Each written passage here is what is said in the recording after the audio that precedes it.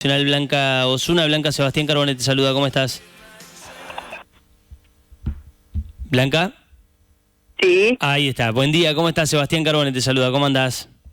¿Cómo va, Bien. Sebastián? Buen día. Gracias por tu tiempo. Blanca, bueno, hubo un encuentro que participaron distintos sectores preocupados por lo que está pasando con la educación pública en el país, con la educación universitaria.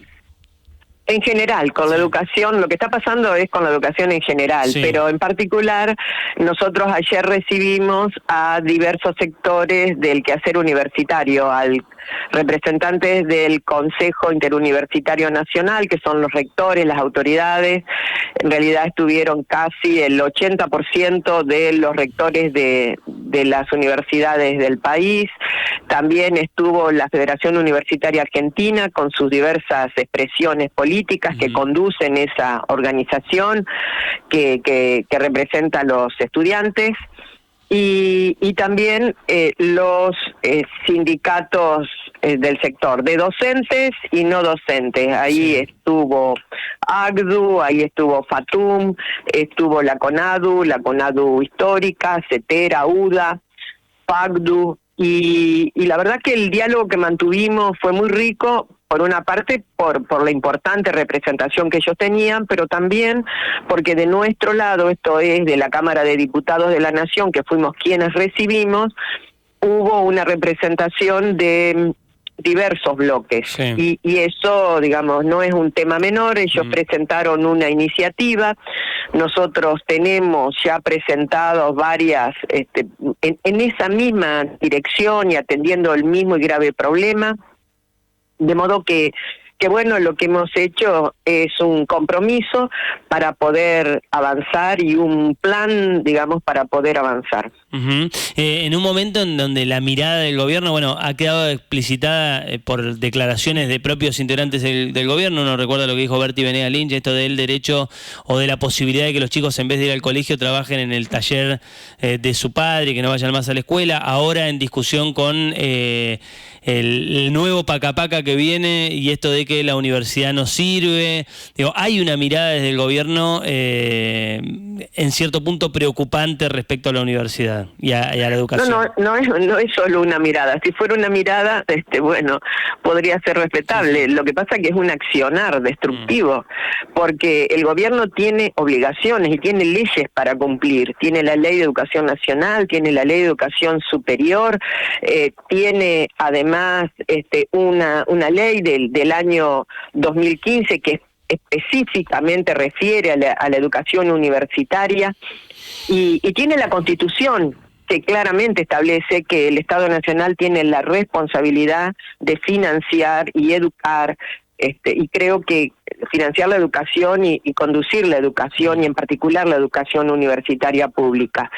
El Estado está incumpliendo gravemente esto, y por supuesto las voces de quienes están afectados son tremendamente dolorosas, y uno va viendo en el seguimiento de lo que es una Argentina sin presupuesto, esto es el seguimiento de las transferencias de recursos que hace el Estado, cómo prioriza algunos resortes, sectores, como por ejemplo la Secretaría de Inteligencia del Estado o producciones de digamos, hechos o productos de comunicación, como es el caso de esta nueva versión de Paca-Paca, que en realidad no se produce acá en la Argentina, se compra en Estados Unidos a un núcleo, un nicho mormón libertario.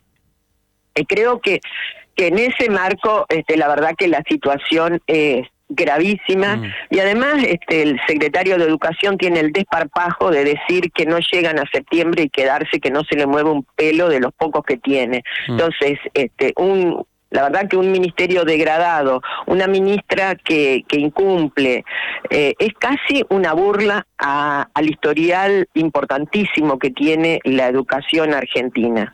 Vos hablabas de distintos espacios políticos. Ayer estuvo en este encuentro, estuvo Unión por la Patria, la UCR, el Frente de Izquierda, Democracia para Siempre, Encuentro Federal, Coalición Cívica, Innovación Federal. Es decir, había espacios que incluso no comulgan, si querés, en otros temas, pero sí en este. ¿Vos sentís que lo universitario, la cuestión universitaria, la cuestión de la educación, ordena un poco la oposición? Lo que pasa es que es muy difícil para un político argentino, más allá de la ubicación y de la pertenencia partidaria que tenga, de desdecirse del valor de la educación. Sería muy interesante que ustedes puedan entrevistar, por ejemplo, a quienes niegan a la educación, a los de La Libertad Avanza. Es muy interesante escuchar, por ejemplo, a el gobernador de la provincia de Entre Ríos, Frigerio, que habla de la importancia de la educación, pero uno ve, digamos, escuelas que se les caen los techos, que no tienen recursos y docentes que ganan miseria absoluta. También es cierto que, los colegios no se detonaron en diciembre del 23, ¿no? Problemas había antes también. Pero, ¿y qué querés decir con eso? No, quiero decir que no es que Frigerio heredó colegios impecables y que hoy están todos destruidos. Frigerio heredó obras importantísimas que había que terminar y no las ha terminado. Frigerio heredó una inversión muy importante en materia del nivel inicial en los centros de desarrollo infantil, 30 centros de desarrollo infantil en Entre Ríos. Ese era un compromiso, y un compromiso que además él aceptó hacerlo con recursos, firmando un convenio con Milei, aceptó hacerlo con recursos de la provincia y no los está haciendo. La verdad, si vos me preguntás, a ver, ¿la educación ha tenido resuelto todos sus problemas siempre? Yo te digo, no, honestamente no. Pero sí, yo tengo claro, porque es mi tema y porque lo sigo muy de cerca desde hace años, cómo fue la evolución de la inversión en educación y cómo efectivamente el Estado argentino cumplió con la inversión que corresponde a la ley del 6% del Producto Bruto Interno. Eso sí, la verdad que se lo discuto cualquiera porque lo puedo demostrar. Sí. ¿Eso alcanzaba? Seguramente no. Había todavía escuelas y cosas que debían hacerse. Pero yo tengo presente los libros que llegaban, las computadoras que llegaban, la paritaria que funcionaba, las escuelas que se estaban haciendo. Ahora, nombrame vos una escuela que efectivamente el gobierno provincial esté haciendo de cero, de nueva. Nada. Sí, bueno, es una época, además hay una postura del gobierno nacional del cero obra pública, el cero financiamiento, es un contexto también distinto, ¿no?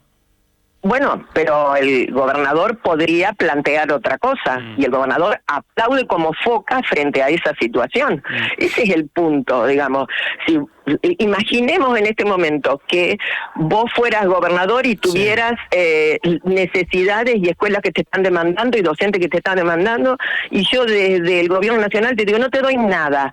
¿Vos aplaudís o decís, señores, algo hay que hacer? Ese es el punto. Y yo creo que la reacción de ayer de los integrantes, rectores, rectoras, los rectores y rectoras son hombres de carne y hueso, son personas que tienen ideas políticas, no son todos de un partido, no son de Unión por la Patria.